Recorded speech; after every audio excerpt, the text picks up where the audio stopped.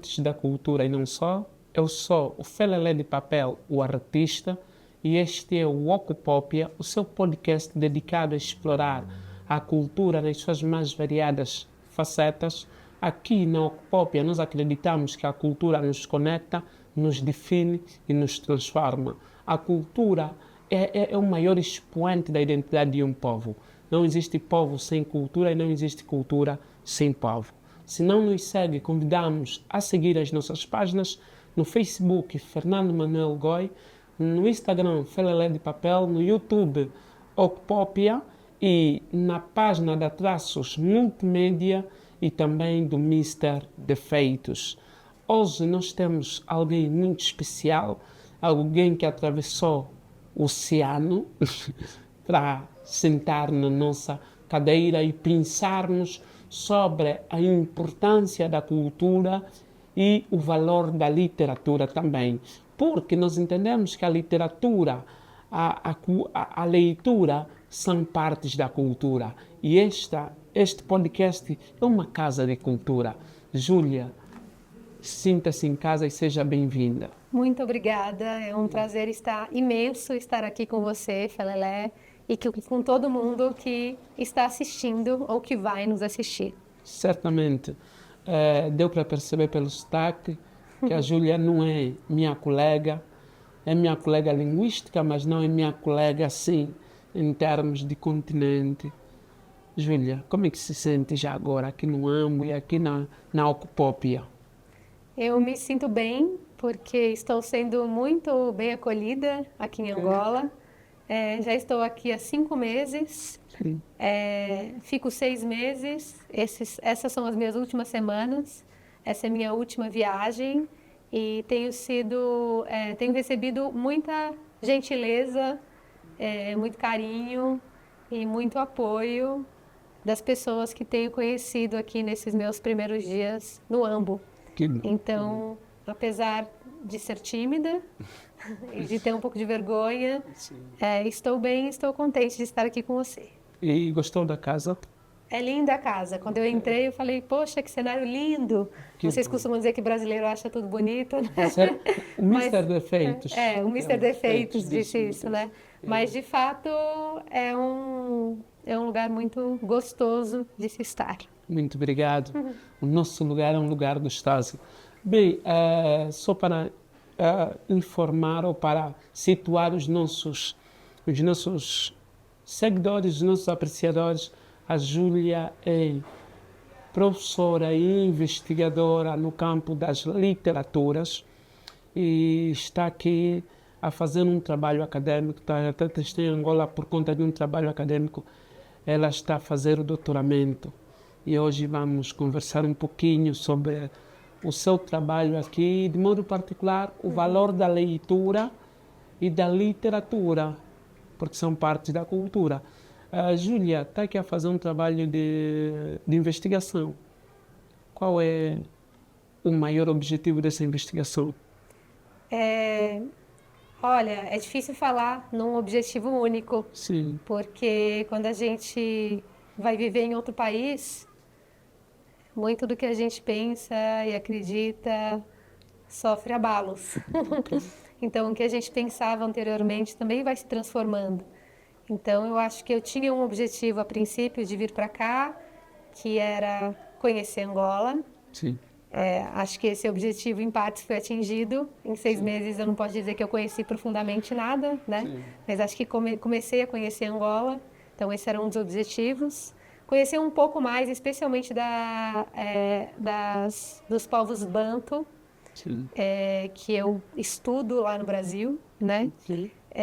E também desenvolver algumas atividades acadêmicas ligadas à formação de professoras e professores.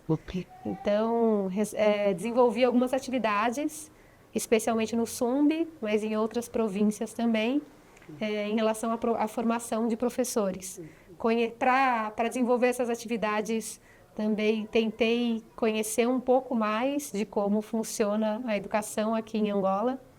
Mas a minha pesquisa de doutoramento, ela não tem a ver necessariamente de forma literal com educação. Embora tenha, porque acho que tudo tem a ver com educação. Sim, tudo é uma questão de Né? educação. Sim. Mas eu estudo 4 livros da literatura brasileira. Eu procuro fazer uma leitura desses livros a partir de algumas questões de gênero, trabalhando com as personagens mulheres. E eu também tento aproximar esses livros, essas narrativas, de alguns pensamentos africanos, especialmente o pensamento iorubá e o pensamento bakongo. Por quê? Esses dois pensamentos barra modo de vida barra cultura. Ok. Porque esses povos foram e são fundamentais para a formação do Brasil. Na época da escravização, a maior parte dos escravizados sequestrados de África e levados para o Brasil vieram de Benin, Nigéria e Togo, região dos Iorubá, né? E aqui de Angola, dos povos Banto, entre eles os Bakongo, né? Então, são formas de vida que nos influenciaram muito e ainda continuam influenciando. Então, eu tento fazer uma aproximação disso com a literatura e pensar também se essa aproximação que eu tento fazer, ela é válida ou ela é só uma loucura da minha cabeça. Certamente, certamente. Porque acho que as coisas se misturam, né? Eu acho Sim. que vir para cá, para mim, é importante porque eu saio dos livros. Certo. E aí eu venho conhecer e viver a realidade, que às vezes é um pouco diferente também do que a gente lê nos livros, né? Os livros às vezes estão muito... Mas todo livro, eu penso que terá sido o professor Vítor Aguiar Silva, que diz que a literatura é o conjunto de produções relacionadas a um povo numa determinada época e num determinado contexto. E nesse sentido pensamos que a Júlia é feliz por isso, porque saiu dos livros da escrita para a realidade. E há um pensamento que por muito tempo o Gildo defendia, que a literatura é a imitação da realidade na perspectiva de Aristóteles. E é verdade. A forma como eles escrevem, os escritores não escrevem, eles escrevivem. Eles olham para a Júlia nesse exato momento e procuram traduzir a realidade da Júlia em símbolos gráficos. Agora, qual está a ser o impacto, assim, como está a ser confrontar a realidade dos livros lidos e o objeto? Eu acho que eu só quero esclarecer que quando eu falei aqui que eu vim conhecer a realidade e sair dos livros, eu não quis dizer sair dos livros de literatura. Não, eu tá, quis dizer sair dos livros teóricos, né? Ok. Porque às vezes a gente lê vários livros que nos dizem, por exemplo, como são os povos, né? Sim. Como são os bantos, como são os iorubá, e são livros muito importantes, mas às vezes também esses livros também estão restritos a uma época. Sim. E aí quando a gente... Ou estão restritos a uma região muito específica dentro de Angola. Sim. E aí quando a gente vem para cá, a gente fala, tá, tem isso, mas... Nossa, tem muitas outras coisas também, né? Então, só para fazer essa diferenciação, que quando eu falei em sair dos livros, eu disse em relação só aos livros teóricos. Eu acho que em relação aos livros de literatura, vir para cá também me proporciona uma outra entrada, e talvez uma entrada até mais rica também, nesses livros de literatura. Ok. Júlia, o que é a cultura? Por que estudas exatamente a cultura dos povos bantos? Qual é o motivo que te motiva? Eu acho que, a princípio, é porque são culturas muito importantes para a formação das brasileiras e dos brasileiros. Okay. Então, isso por si só me interessa. E eu acho que eu comecei a me interessar muito por isso também, por conta do pensamento do Boonsek Fukiau. Okay. Boonsek Fukiau, ele foi alguém que tentou traduzir... um pensamento mais oculto dos Bakongo, né? A partir de um cosmograma que ele chama de cosmograma Congo, okay. Segundo o qual todo mundo que vive realiza na existência o movimento do Sol. Então a gente nasce, a gente tem um meio-dia, nosso Sol se põe, e depois a gente entra no insondável, que seria a Calunga, o mar, né? E depois a gente volta, né? Então esse pensamento ligado com a ideia também de que, além de todo mundo reproduzir esse movimento, de cada um também ser capaz de singularizar sua própria existência, produzindo um sol próprio, né? Isso no pensamento dos Bakongo, que foi traduzido pelo Bulsec Fukial, e lá no Brasil foi traduzido por uma pessoa muito importante, um multiartista, um pensador que se chama Tigana Santana, que estuda bastante Angola, né? Foi ele que traduziu esse livro. Então, esse foi um dos meus primeiros contatos, digamos, mais acadêmicos, né? Conhecer esse cosmograma, conhecer qual que é a ideia de vida para os Bakongo, que para mim é uma ideia extremamente poética, ou seja, de alguma maneira ligada à poesia, né? Mas eu acho que tem mais que isso. Eu acho que isso é algo que eu consigo dizer assim de uma maneira muito prática.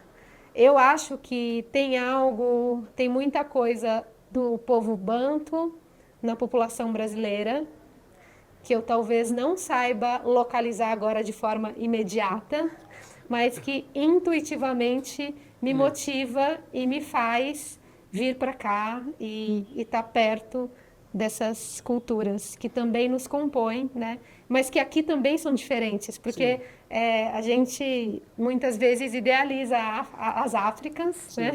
E Angola, né? Então muitas vezes a gente acha que acho que eu achei um pouco que a gente vai encontrar aqui algo que talvez tenha mais no Brasil do que tem aqui, né? Que é, por exemplo, uma valorização de algumas tradições, né? Se a gente for pensar no Candomblé, que é uma religião formada pelo povo Iorubá, né?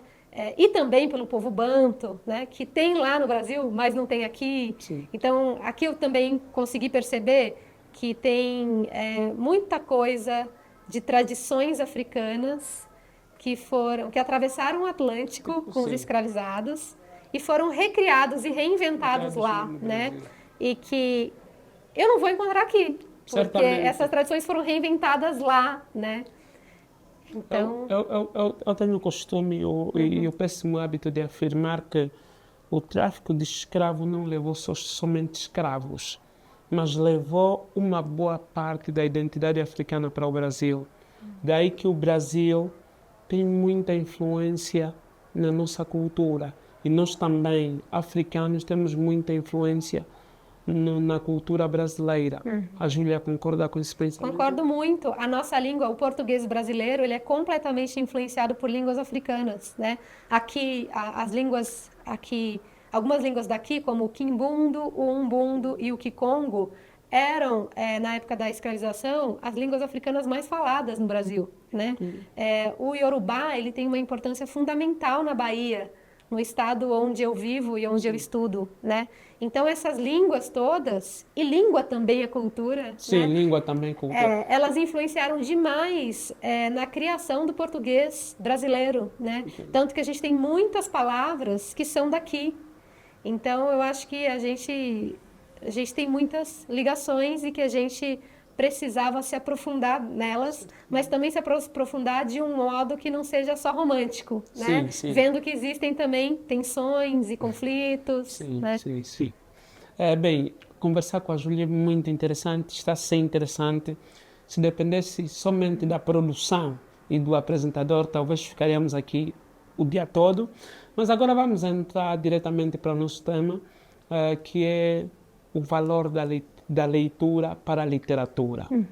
Precisamos falar sobre isso e, assim, em gesto de introdução, gostávamos de ouvir o que flui lá no mais escondido submundo da Júlia. Eu sempre gostei muito de palavra, né? Eu acho que eu sempre achei muito encantador pensar que o alfabeto da língua portuguesa brasileira, por exemplo, é composto por 23 letras, né? E tudo que é possível fazer com 23 letras. Eu sempre achei isso incrível, assim.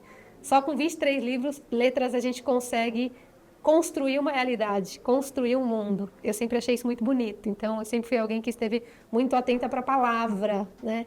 Talvez também por isso o meu certo encanto pelas Áfricas, porque aqui eu vejo que muitas vezes a palavra tem poder e a palavra ela é muito importante, né? Então, meu primeiro interesse pela literatura vem por essa questão da palavra. E aí já faço um link aqui com as Áfricas, porque eu acho que aqui a palavra tem um poder muito, muito forte também, né? Agora, então, falando um pouco da leitura, né? Eu acho que eu costumo dizer que não existe literatura sem leitura. Um livro numa estante, ele é um objeto de decoração, mais nada.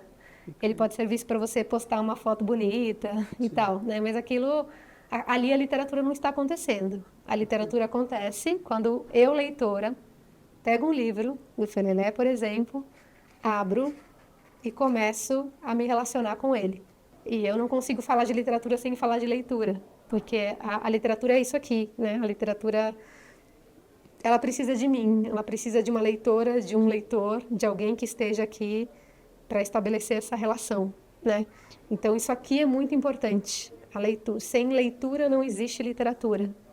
E é dessa relação que nasce a literatura também, né? Isso eu acho muito bonito e isso me interessa muito também, né? Enquanto professora, enquanto formadora, sempre que eu penso em ensino de literatura, eu penso que a primeira coisa que a gente precisa ensinar é ensinar a ler.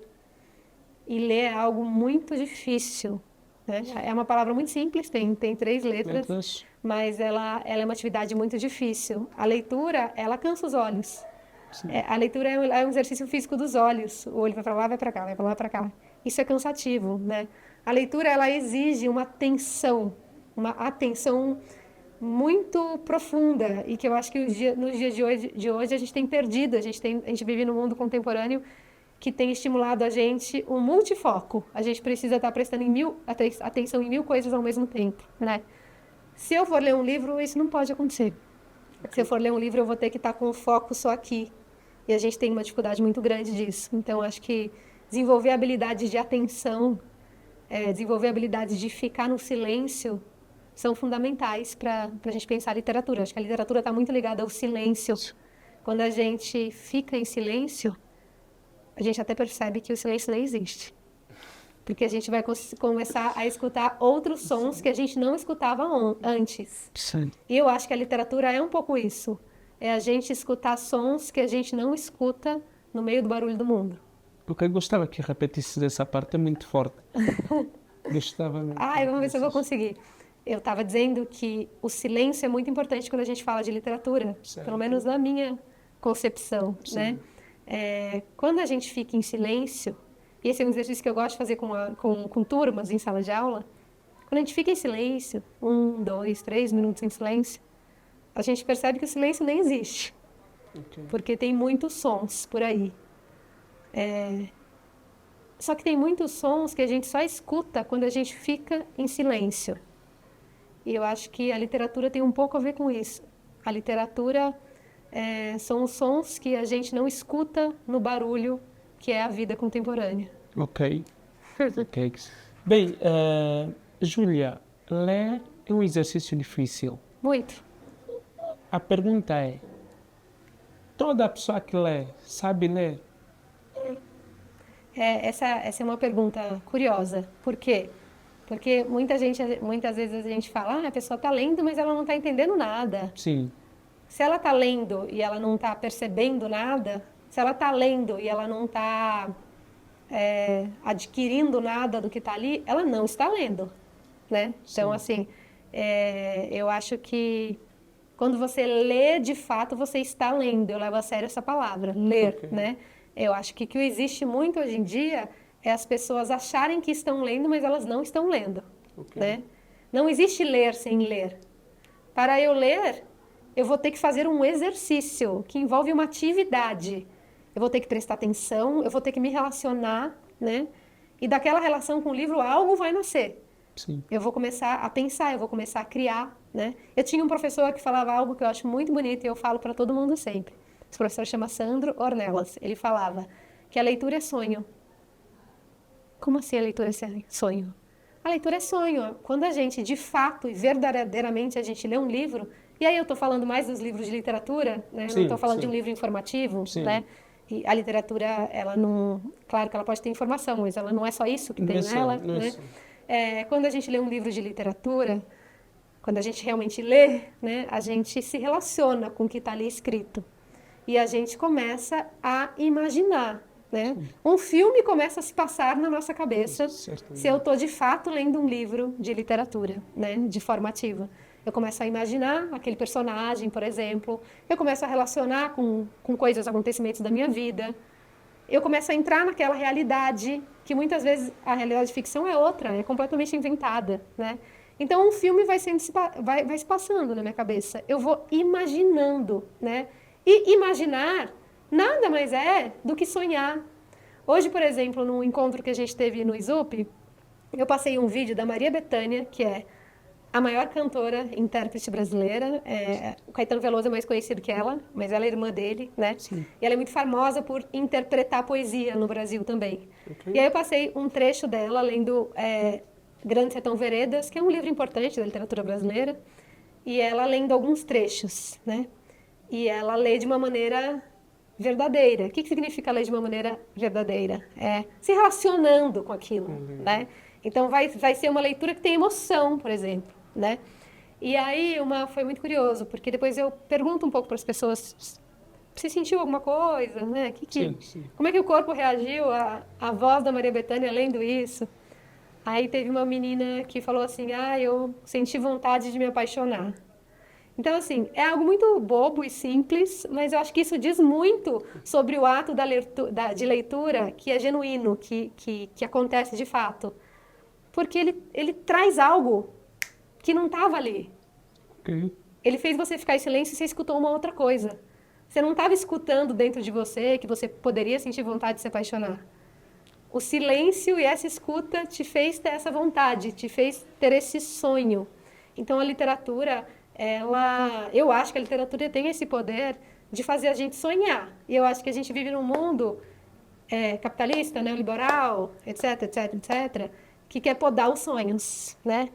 E isso é tão forte que isso é forte literalmente. A gente está deixando de sonhar à noite. Sim. A gente está deixando de exercer esse movimento criativo quando a gente dorme, né? E eu acho que a literatura, ela tenta resgatar um pouco isso, que é a nossa capacidade de sonhar, a nossa capacidade de imaginar, a nossa capacidade de criar e entrar em outros mundos. Bem, é possível nós termos bons escritores sem antes serem bons leitores? Eu acho que não, acho muito difícil, né? Mas eu acho que também toda resposta completamente categórica quando a gente fala de arte é complicado, Sim. né?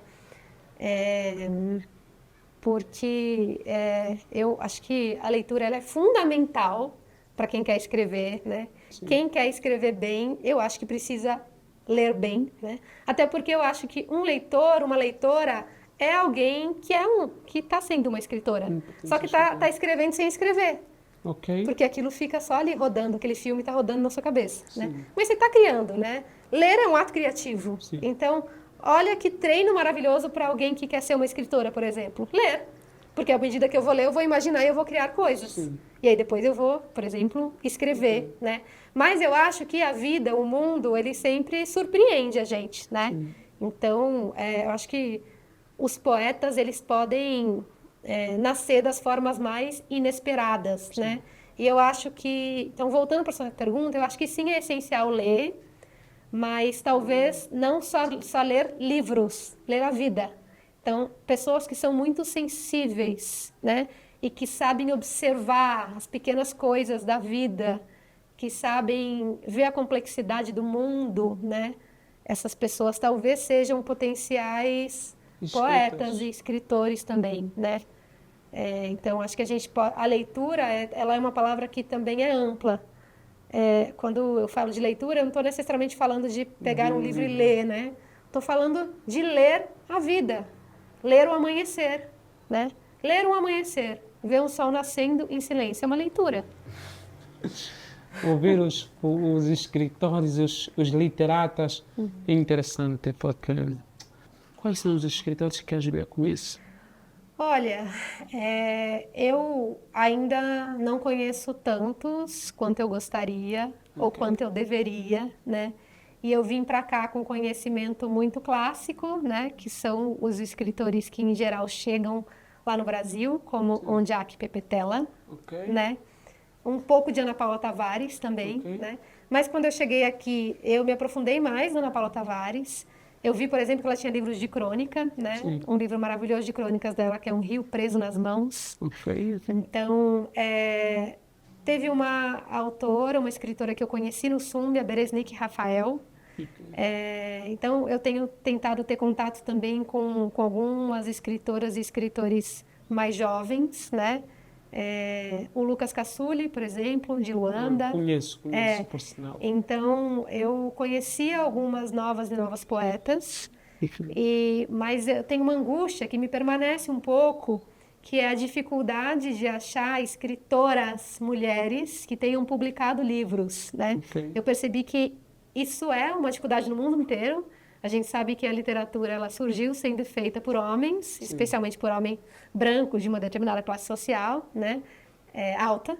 Então, quando eu vim para cá, eu fiquei muito curiosa, querendo buscar escritoras mulheres, né? Ok. E eu vi que tinha uma dificuldade das próprias pessoas angolanas, né, me passarem referências de escritoras mulheres que publicaram um livro, tá? Porque a gente pode ser escritora sem publicar um livro também, Sim. né? Então, senti um pouco essa dificuldade, assim, de encontrar escritoras mulheres que tenham escrito livros. Ainda estou atrás delas, né? Conheci algumas aqui, né? Algumas das antigas, especialmente poetas e alguém que faz prosa hoje em dia, como a Beresnick. Sim. Mas sinto que ainda sou uma iniciante em literatura angolana, né? Certamente. Agora conheço um pouquinho mais e estou tentando fazer um percurso que me tragam também escritoras. Ok. Bem, nessa linha de pensamento das escritoras, eu só não tenho as suas obras aqui. Tem a Sônia Gomes. O título da sua obra é A Mulata e o Velho Sujo. Não conheço. Olha, já é algo que eu vou sair daqui Sim. anotando para E a procurar. Sônia tem como pseudônimo Borboleta. E até no Facebook, nas redes sociais encontras. E aqui no AMBO, escritoras, temos a Nachaka, tem um livro publicado, temos Mesquim, temos a Prior, temos a Nachaka, assim, no gênero. Temos a Nachaka, temos a Ndunduma, temos uma menina que faz literatura infantil, temos a Rosalina Francisco, que vai publicar o seu livro em abril, é um livro infantil. Então, no AMBO também temos algumas. E voltando para a nossa conversa, enquanto investigadora de literatura, como é que olha para a questão do desaparecimento do livro físico? Porque para ler, nós precisamos, a Júlia falou muito bem, temos que ler a realidade, temos que ler a vida, mas também temos de ler o livro físico. Porque depois de ler a realidade, nós vamos pegar na realidade e transformar em símbolo gráfico. Sim. E este livro precisa ser lido.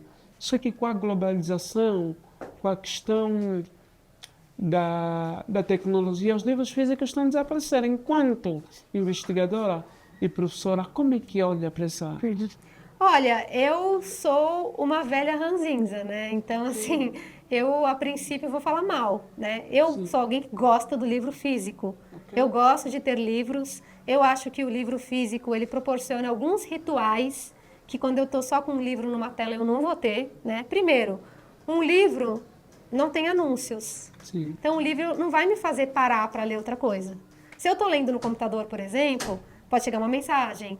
Eu posso clicar em outra aba, né?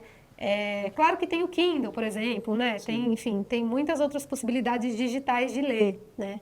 Mas eu sou alguém que gosta do livro físico, né? Gosto dessa ideia artesanal de você pegar, de você virar, você grifar, você colocar um post-it aqui, né? Eu acho que algumas tecnologias como o Kindle tá tentando incluir algumas coisas que são assim, mas eu acho, né?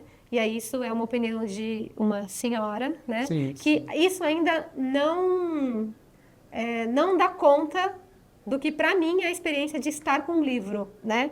Um livro não precisa de carregar, por exemplo. Eu posso levar um livro e ficar 6 meses com ele e eu não vou ter que carregá-lo, né? Como eu tenho que carregar um computador, um celular, etc. e tal, né?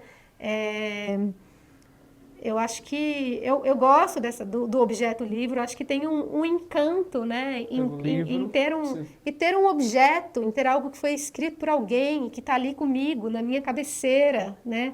Eu acho que o livro físico, a gente estabelece com ele, eu estabeleço pelo menos, uma relação que é mais profunda e talvez mais materialista do que um livro na tela, né? Sim, Ao mesmo tempo, eu acho que o livro na tela ele tem algumas vantagens. A gente sabe que comprar um livro é muito caro, gente. sim.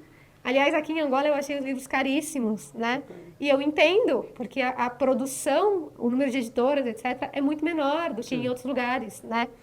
O livro é um objeto caro, então eu acho que tem algo de democrático da gente pensar em livros em telas, de pensar que qualquer um, né, que tem acesso a uma tela, que a gente também tem que pensar que não é todo mundo que tem acesso à tela, né? Sim, Ter tela também custa um dinheiro, né? certamente. Mas eu acho que tem algo de democrático também, né? E que não envolve o gasto de papel, a gente entra na ecologia, na reciclagem, né? Porque produzir um livro também é gasto de papel, né? Não é todo mundo que vai produzir com papel reciclável e tal. Então, assim, eu acho que é uma questão complexa, que eu não tenho muitas respostas. A minha resposta, a princípio, é... Acho ruim, né? Acho importante ter o livro físico. Não gostaria que a gente vivesse numa sociedade que não tem livro físico. Ao mesmo tempo, eu acho que a gente está sempre em transformação, né? As culturas estão em transformações, né? Então, eu acho que pode chegar uma época que a gente aprenda a ler nas telas de uma maneira que seja mais séria. Porque o que eu vejo é que, às vezes, a leitura nas telas ela não é tão levada tão a Sim. sério, ela é muito rápida, muito de qualquer jeito, né? Mas eu acredito que a gente pode aprender a ler em tela de uma maneira que seja profunda, né? E que, enfim, a gente pode aprender a ler de verdade, né? Ler lendo, né? Ler lendo, Mas sim. eu tenho relatos de amigas e pessoas próximas que adoram ler em tela, né? Que, por exemplo, viajam, tem um Kindle, tem 20 livros no Kindle. E falam, ah, Júlia, eu não vou pegar uma mala e colocar 20 livros, né? Sim. Então, eu acho que é uma questão que está em aberto e que a gente tem que pensar e conversar sobre isso. Ok. Bem, Júlia, quais são, assim, os pilares para ganhar gosto pela leitura? É fundamental, não estamos aqui a falar de leitura, mas é fundamental que toquemos nesse aspecto de modo a despertar o Claro. gosto pela leitura. Olha, eu acho que despertar o gosto pela leitura, primeiro, é algo fundamental. Sem o gosto pela leitura, ninguém vai ler literatura, né? Eu acho que a primeira coisa para despertar o gosto pela leitura é ler coisas que te interessem e que você gosta, né? Então, em sala de aula ou em cursos de formação, eu sempre destaco muito isso, assim. Não vamos dar para um aluno, por exemplo, um livro que está distante da realidade dele. Sim. Vamos pegar para esse aluno um livro de alguém que escreveu aqui do bairro, por exemplo, Ok. de algo que esteja próximo, né? Então, eu acho que uma forma de aproximar o leitor, a leitora, quem lê, dos livros é aproximar por meio do lugar onde se vive. Então, assim, mostrar obras e textos daquele lugar, daquela região, né? E, além disso, tentar perceber o que as pessoas gostam. Ah, eu gosto muito de natureza. Então, vamos tentar ler livros de literatura em que a natureza ocupe posição central. Então, acho que tem essas duas coisas que são importantes. Eu comecei falando do gosto, né? E depois eu fui para a realidade local. Mas Sim. eu acho que essas duas coisas andam um pouco juntas, assim, né? Eu percebo que as pessoas gostam muito, e isso a minha percepção tem a ver com aulas, oficinas, né? Que as pessoas gostam muito de ler coisas com as quais elas se identificam, Sim. né? Então, tá falando do meu bairro, tá falando da minha cidade, tá falando da adolescência, e eu também sou um adolescente, né? Então, essa é uma maneira de gerar aproximação, né? Trazer livros do universo daquela pessoa. Ok. A outra forma pegar temas que interessam, né? Eu adoro natureza. Vamos buscar livros em que a natureza apareça, por exemplo. Então, são estratégias que parecem muito bobas, mas elas são importantes quando a gente pensa em tentar ter prazer, Ok. né? Está-se uma conversa interessante. Agora vamos quebrar um pouquinho o gelo. Nós temos um presente para a Júlia, onde vamos começar pelo livro. É um livro da pessoa que fala. Não vou apresentá-lo, não vou fazer a descrição. E eu vou dizer à Júlia, quando estiveres a ler este livro, é bom que o teu espírito esteja preparado, porque vais entrar num campo de batalha. Nós vamos autografar aqui, vamos te entregar o livro, vai lendo. Depois, um dia, quem sabe, vais discutir em torno deste livro. Mr. Defeitos, por favor, a sua gráfica. Que é? O Mr. Defeitos é o realizador do programa. Felelé. Oi, Mr. Defeitos. Yeah. Eu estou muito feliz por ganhar esse livro.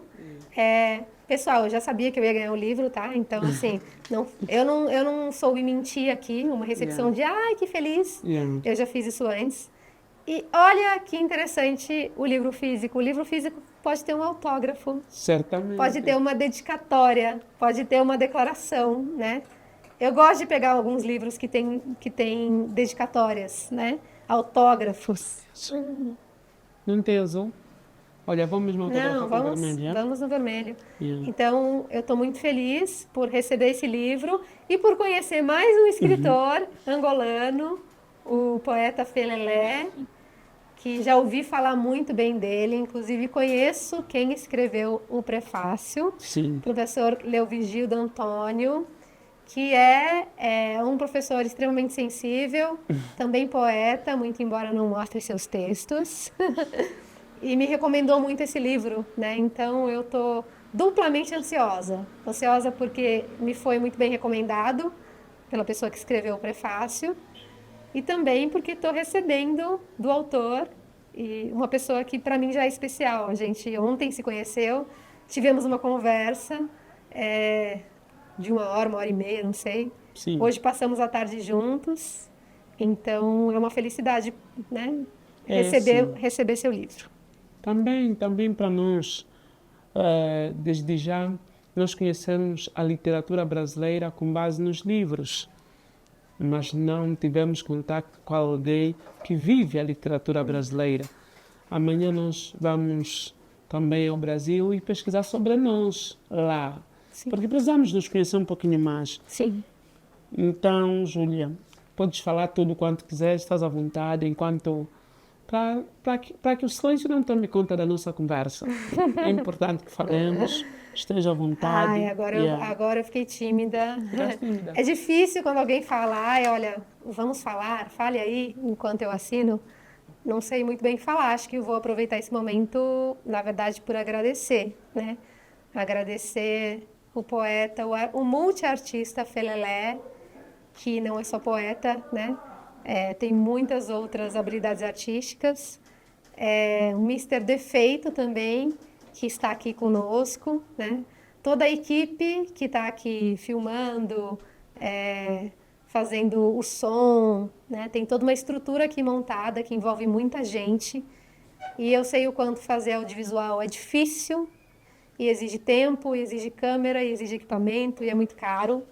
Então, eu agradeço a todas as pessoas envolvidas aqui nessa gravação de hoje. E eu acho que é mais agradecer mesmo. Tenho sido muito bem acolhida aqui em Angola e agora, especialmente, aqui no Ambo. Que, por sinal, é a primeira vez. Primeira vez no Ambo. Júlia, este é o nosso livro. Este é o autógrafos. Muito obrigada. Pontos e parágrafos. Desfrute deste livro. Na nossa surpresa ainda está a faltar mais uma coisa. É uma surpresa só para cumprir a formalidade, porque afinal já dominas. Mr. Defeitos, por favor. E eu já percebi que vocês gostam muito de dar presentes. Gostamos. Eu acho isso muito bonito, mas eu fico encabulada também, porque eu não trouxe presente nenhum. Não. Sim. Né? Nós gostamos de receber visita. Esta é a t-shirt do podcast Ocupópia. Ocupópia, muito obrigada, Ocupópia. Yeah, olha que camiseta linda que eu vou levar para o Brasil. Sim. Vai todo mundo, os brasileiros são curiosos, vai todo mundo olhar para essa camisa. Ocupópia? O que é isso? Aí eu vou falar, é um mundo, é uma língua que influenciou o nosso português e vou falar de vocês. Por detrás desse logo mesmo tem uma história, uma trajetória. É como uma fotografia, não é só uma fotografia, é uma história, é um leque de informações. Também aproveito a ocasião para agradecer a Júlia. Será que eu posso ter colocar com isso aparecido. aqui? Benjamin, pode. Sim, isso das textos. Mister Defeito. Antes. É porque. Ok. Agora a Júlia vai estar de frente.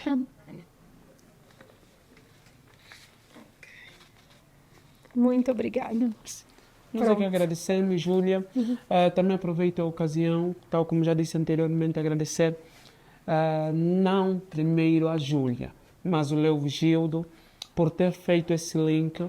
Leovigildo Antônio Domingos, acho que troquei. Muito obrigado por ter feito essa ponte. O Leovigildo é o cara que eu não preciso marcar audiência. Mas mesmo quando eu terminar, Leovigildo está aqui e faça a revisão. Então, é mais ou menos isso. Obrigado por ter trazido a Júlia no nosso podcast Ocupópia. Júlia, foi um prazer conversar contigo. Queríamos saborear mais do que tens para nos dar, porque podes crer que aprendemos muito. Hoje, nós, quando chegarmos em casa ao ler, vamos nos perguntar, nós lemos ou não lemos? E se lemos, lemos bem ou não? É fundamental. Porque aí nem todo motivo motiva. Sim, e aí a gente repete. A reler é tão ou mais importante que ler. Certamente. Li, será que eu li? Vou reler, vou reler. E também quero dizer que eu tenho aprendido sempre e muito desde o primeiro dia que eu cheguei aqui em Angola. Ok. Aprendo muito com vocês. Certamente. Nós também estamos a aprender contigo. Só hoje aprendi muito contigo nessa conversa. Agradecer à minha equipa, a Traços Multimédia, o Mister Defeitos, meu realizador, a Arnaldina Maria Teresa Sungati, a minha roteirista, uma mulher, é que faz o roteiro do programa. Agradecer a todos os seguidores, a todos os apreciadores, a todos que têm partilhado, colocando likes nos nossos programas. É graças à vossa colaboração que esse podcast tem crescido dia após dia. Agradecer aos nossos apoios, nós temos apoios, à TCG, ao nosso design gráfico responsável dessa obra de arte, a Gráfica Cavile, Artes e Publicidade. Agradecer à Escola de Condução Educap, agradecer ao Instituto Técnico de Saúde Francisco I, agradecer o nosso amigo Oscar Uqui, agradecer, não percebi, agradecer o nosso parceiro Hotel Monte Luvile, muito obrigado, Cota Chico Limas, e vamos sempre contar convosco. Agradecer também o Gabinete Provincial da Cultura e Turismo por todo o suporte que nos tem dado. Eles são os padrinhos do nosso projeto. Agradecer à Herbanária Continental, agradecer a todos os movimentos literários e ao NAC de forma muito particular. Agradecer também a Umbembo, são muitos e se calhar não terá passado despercebido. O Dr. Moma, do Centro Cultural, muito obrigado. E agradecer a todos que também não citamos, é bem normal. Agora eu vou terminar com o desafio de recitar um pouquinho do texto que me enviaste em Umbundo. Eu vou ler até onde der, porque eu também sou um desconhecedor da língua.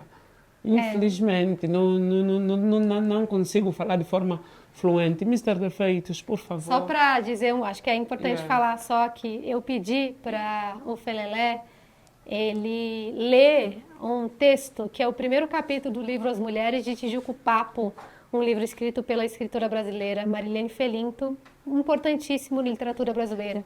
É um dos livros que eu estudo. E aí, esse texto, ele foi traduzido pelo professor Sabino, nas últimas semanas, uma tradução que foi bem difícil e que ontem ele me contou.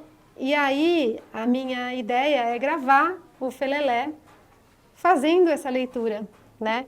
Eu vou Bom, Felelé, a gente vai gravar aqui no seu programa, mas depois eu vou te gravar também. Ok. Fora daqui. É melhor. É melhor, porque aqui não vou terminar o texto. Tá, então deixa, depois a Yeah. gente vai gravar. Mas acho que você poderia só ler uma frase aqui para as pessoas, Sim, sim. né? Porque tá gravando aí, não tá? Ainda tá Aqui a gravando? procurar. Peraí, eu tô procurando aqui também. Yeah. Não, não é esse. Tô procurando aqui nas mensagens do Léo. Ok, eu já achei. Você já achou? Já. Ainda não achei. Se você achou, você pode ler assim, só a primeira frase. Pra gente deixar essa Quando eu chegar lá. É o título do texto. Não, o texto não tem é só o primeiro capítulo, e não tem Ok. título. Ah, né? não tem? O título é o título do livro, que é As Ok. Mulheres de Tijuco Papo. Ok. E esse é o primeiro capítulo, né? Então, quando eu chegar lá, já é o começo do livro. Ok. Tá. Echindipitilaoko. Pana. Akutindomola ale. Oloneho. Diongola. Okutimola. Oloneo. Vi kusuka. Essa é a Acho que até aqui é tradução. suficiente. E um Yeah. mundo do começo das Mulheres de Tijuco Papo, que Ok. eu vou só dizer o comecinho, pra, Sim. né? Pessoas, não sei se isso vai ficar gravado, mas enfim. Quando eu chegar lá, e com certeza já terei Não, vamos visto fazer uma flores. coisa. Leia um período, eu leio outro. Vai ficar bem bonito, vamos. Tá, então você quer que eu leia o próximo parágrafo? Não, este mesmo. Esse mesmo, tá. Sim. Quando eu chegar lá, Echindipitilaoko. e com certeza já terei visto flores, Pana akuti. Ndamola ale oloneho. quero ver flores vermelhas. Ndiongola okumola olonehelo vikusunka. Quando eu Só chegar. até aí. Tá bom, já tá ótimo. Sentiste? Ficou uma coisa muito Ficou fixe. bonito. Yeah, ficou Obrigada. bonito. Muito obrigado, foi um prazer. O prazer foi todo meu. Leve a nossa mensagem ao Brasil. Queremos ter mais brasileiros aqui nesse programa. Léo Vigildo trata disso. O Léo Vigildo, a partir desse momento, está a ser constituído como nosso embaixador no âmbito da literatura. Como a literatura é parte da cultura, aqui é mesmo assim. Sim. Então, Léo Vigildo vai tratar disso, de trazer aqui os nossos convidados. Foi um prazer, Júlia, foi um prazer estar convosco. Contamos convosco na próxima edição, mas não esqueçam de seguir a página, colocam o vosso like, partilham, deixam a vossa opinião nos comentários. Até a próxima edição. Como se diz obrigada em Umbundo? Da Pandora. Da Pandula. Ok. Vai voltar a passa.